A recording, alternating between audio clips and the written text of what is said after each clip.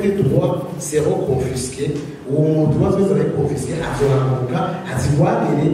arondere n'abamufasha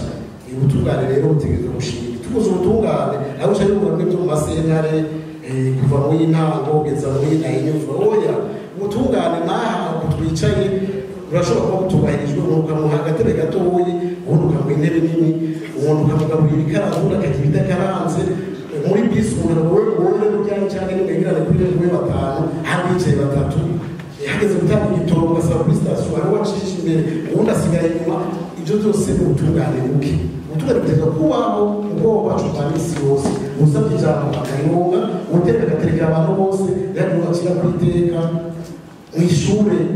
umwana wa makane baramwicara imbere uri wicaye inyuma ubutungane mu buzima bwa misi yose ubutungane rero buca bukurikira n'intwaro ibereye nitwara hamwe azoboneka intwaro idakumira hageze gutanga akazi abantu bose bafite des connaissances et des compétences appropriées bakaronka abantu ntibazosubira kwidoga biva yuko hariho